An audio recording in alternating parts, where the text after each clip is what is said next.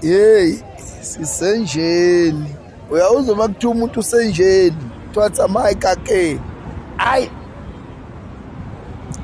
Hayi konakele mngani zakwethu. Yabana. Hey. Lwaze lwafika usuku olukhulu. Isifikile lemihla yokugcina. Hey, ifikile imihla yokugcina. Hayi. Asazi sobalekela. Hey, ngane yakwethu kunjani kodwa phela? Usho. Hey, konakele emhlabeni ngane yakwethu. Konakele kakhulu. Kakhulu. Uyabona ngoba isifikile nje i-digital ID. Sekonakele kakhulu ngathi kwethu. Kahle kahle bekufuna manje sifuna uxhumano phakathi kwethu nomsamo wethu. Ukuze at least lolu phawu malifika lusifice sisibalansile ikakhulukazi endleleni yokuphila esizokwazi khona ukuphila ngaphandle kwabelungu. Because into ebhlungu kakhulu ukuthi abelungu bathe mabesifundisa impilo yabo basifundisa impilo yokuthi yes sizophila kodwa ngeke sikwazi ukuphila ngaphandle kwabo.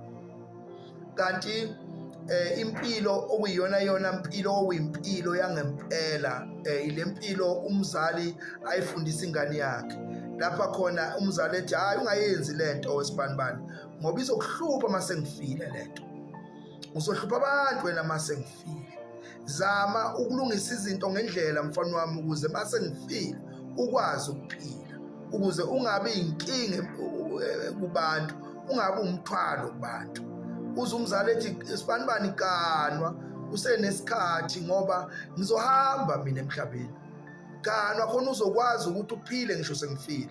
Manje ileyo mfundiso yase-Afrika ubona khona umzali umzali evusa izinsizwa zakhe ekuseni vukani laleleni ngalesi sikhathi ikhona indoda elala uzoshaya lesi sikhathi vukani uzofa lo muzi mase ngifile uzofa lo muzi uzophela lo muzi mase ngifile vukani nenzani ngempela yini lento eniyenzayo sipho ulaleleni ngalesi sikhathi. Umzali efundisa ingane yakhe ukuthi ifunda ukuphila ngaphandle kwakho umzali ikwazi ukuphila umzali ngasekho. Manje abelungu abenzanga njalo. Abelungu ukufika kwabo befika lapha eAfrika befika nempilo yabo. Impilo yabo yayivele iyitrap. Ukufundisa abantu ukuphila kuphela ngawe. Uma lo muntu eke waphuma kuwe lo muntu akakwazi ukuphila. Uma ke kwaphela umsebenzi lo muntu impilo yakhe yonke iyawa. Ngoba kasekho kuwe akusakwazi ukuphila. Manje bekumele sifune uxhumano kakhulu nemsamo yethu. Sifune sisondele la kuShembe ngatha kwethu. Sisondele kakhulu la kuShembe unyazo lwezulu. Ukuze kube uyena ozozama ukusikhanyisela ulukhuni. Ikakhulukazi thina abantu. Right? But akasingene kule yama digital ID. Right? Lezo fakwa umhlaba wonke. Nampaka abantu abazoshayeka. Abokuqala nje abazoba ama-victims ngenkani abantu abasebenzayo. Bonke nje khalakatha phakathi ngoba if ungenayo ngeke ukwazi ukuthi usebenze. Right? Kuye ibhedlela. Izingane ezothi izalwa nje zibe ifakwa yona. Yabo, uma ufuna ukuyothola i-treatment unayo i-ID. Yabo, isema bank. Nakhona futhi into edingakala i-ID. Yonke into edinga i-ID. Kuzodingakala i-digital ID ngisho ukuthenga ezitolo. Ukhumbule ukuthi ukudla sikuthenga ezitolo. Yonke into esinayo thina we have no control. Yonke ke into izodinga i-digital ID. Right? Now, ake siye way forward. Singa survive kanjani kulesimo because bakhona abazosurvive.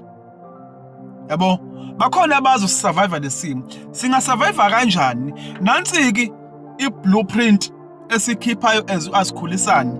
If kungathiwa mhlambe thina sibona kanjani ukuthi yini engasisiza sabantu. Number 1, wonke amakhosi wonke amakhosi abusa izizwe, amakhosi ale Afrika wonke kumele ukuthi asondele kuShembe ayothola imandate ukuthi izizwe zawo azozithwala kanjani kulesimo esinzima esizayo. Uyibeke eceleni indaba yenkolo, ungabi ne-ego ne-pride yenkolo yakho. Asisho ukuthi uzoyiyeka inkolo yakho, but it's about ukusurvive njengamanje. Yabo, inqwaba yamakholwa uthola ukuthi aney'nkonzo zawo azofika azama ukusolve inkinga, azama ahluleke kuze kwaphoqa ukuthi awabize amaNazaretha noma awabize uShembe. Nangampela ayibeke eceleni ipride yawo ukuze kusolveke le nkinga. Ilento esoyidinga wonke amakhosi kumele ukuthi asondele kuShembe. Okokuqala lokho. Okwesibili, bonke abantu ofuna ukusurvive lento yasemaThekwini indawo enamatayitela nizongena kwi-trap, nidinga ukuba ngaphansi kwey'ndawo zamakhosi. Ukhumbule ukuthi iy'ndawo zamakhosi uhulumeni akanasey, akukho ma-rates akhokhwayo lapho, zingaphansi kwani kwamakhosi. So niyadinga ukuthi nibe ngaphansi kwey'ndawo zamakhosi, right? Niyadinga ukuthi nibe ngaphansi kwey'ndawo zamakhosi. Abaningi bethu sayishiya iy'ndawo zasemakithi, sawashiya amakhaya, sagijimela emaThekwini, saya emalokishini. So kuyasiphoqa-ke manje ukuthi asibuyele emumva ey'ndaweni zamakhosi, ey'ndaweni zasemakithi, asibuyele emumva. Sashiya amanxiwa, sashiya amathuna abazali bethu, sagijima saya emaThekwini. Kuyasiphoqa ukuthi asibuyele emumva siyolungisa. Okwesibili lokho, sidinga ukuba ngaphansi kwey'ndawo zamakhosi. Bese kuthi okwesithathu, kuyasiphoqa ukuthi kumele sibuyele back endleleni yokuzenzela ukudla kwethu.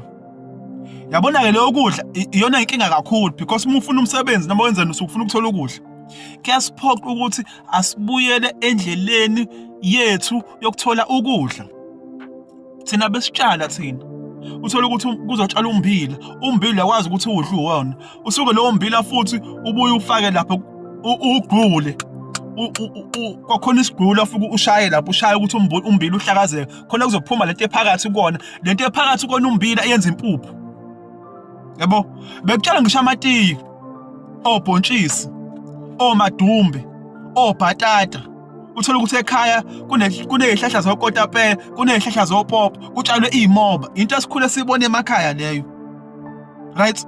Bekutshalwa uthi abheka khona ogwava, khona omatulo, khona uChina guava. Yabo, uthi abheka kutshalwe iy'ntanga namathanga, iy'gabe. Yabo, besitshala nje impela.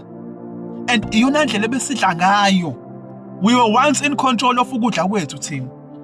Amanzi ebesiwaphuza bekukhona lento ekuthiwa yiphethu, right? Yini isiphethu? Kusuke kumgodi nje omncane onamanzi, mhlawumbe oseduze nomfula, kodwa uthola ukuthi amanzi akhona aclean, anempilo futhi.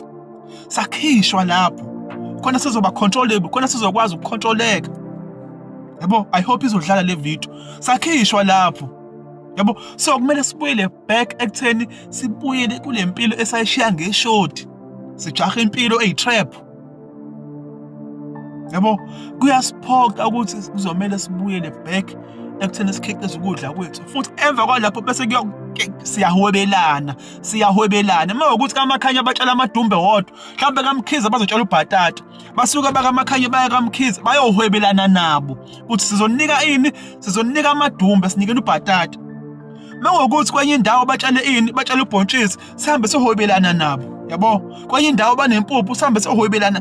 Kuzosiphoqa ukuthi siphile kanjalo ngaphansi kwey'ndawo zamakhosi, amakhosi abe ngaphansi kwaShembe.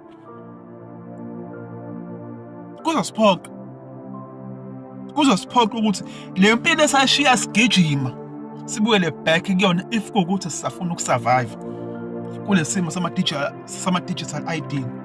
Even ngisho nezempi, phela iy'bhamu lezo ngeke zisize ngalutho if iy'nhlamvu ingasekho. Yiphi indlela esebenzisa kwakusebenza imkhonto, kwakusebenza amabutho. Kuzosiphoqa ukuthi sibuyele endleleni. Ukhumbuleke ukuthi umuntu vele wanikwa i-nature umuntu ukuthi aphile. Umuntu wanikwa i-nature ukuthi aphile. Iyona-ke ezosenza ukuthi sisurvive kule simo lesi. Unfortunately, we are addicted kule ndlela esiphila ngayo njenga. Kuzoba nzima. kohlukana phakathi because abanye ngeke bakwazi ukusurvive ngaphandle kwale mpilo le. Yabo? Bathi bebona ukuthi ngifake ekufeni bangene. Ngoba nibabuka ukuthi ngeke basakwazi ukuphila ngaphandle kwalesimo, ngeke basakwazi ukuphila ngokwe-nature. Yabo? Ngisho okuyilapha kwethu kumele sibuyele back. Thina besiyilapha ngempande, thina nge-nature. Yabo? Uma ukhohlela nje uyazi nanti iboza. Yabo? Ziningi izinto ezilapha eziyimpande, izihlahla zemvelo, kumele sibuyele back lapho. Ekuzalweni komuntu bekhona ababelethisi ngokwesintu. Ngeke usakwazi ukuthi uma ukuthi ufuna ukusurvive, ngeke ukwazi ukuthi uyesibhedlela uyobeletha khona ngoba gxevi bazokufaka i-ID leyo. Yabo? Kuzosiphoqa ukuthi sibuyele back to nature. Sifuye. Ngisho ukudla ukufuya. Yabona nje umuntu kuzophoqa ukuthi lapha emakhaya ngaphansi kweindawo zamakhosi sifuye. Ngabe unezinkukhu, kungabe unezimbuzi, kungabe unezimvu. Yabo? Kungabe uneyinkomo. Yabo? Inkomo izosinika inyama. Inkomo izokunika ubisi. Yayizwa indaba? Inkomo izokunika isikhumba. Isikhumba leso uzokwazi ukuthi wenze into yokugqoka, wenze into yokumbatha nani. Sizobuyela lapho. Yabo? Inkukhu izokunika amaqanda. Inkukhu izokunika inyama. Yabo? Imvu izokunika inyama. Imvu izokunika iwulu. Iwulu ungayisebenzisa ukuthi wakhe into yokumbatha. Yabo? So we need to go back to indlela zethu zokuphila. Ngithe ngivula umbuso kaSathane umele nombuso kaNkulunkulu. uNkulunkulu wakunika indlela yakho yokuphila, uSathane wakunika indlela yakhe yokuphila le ekwenza ukuthi uthembele kuye ukuze akucontrol. That's where we are going njengamanje. That's where we are going njengamanje. So sekumele ukuthi sicabange sijuleke indaba zayitokufela zotshwala nani onke lemsangano enzeke ezweni lokho sikhuluma ngayo ngasisi indawo samele sithi kumancane ngalezo zinto sike sikhuluma izinto eziserious ukuthi si prepare kanjani for lesimo esizayo ukuthi siye phambili. Siyabonga kakhulu.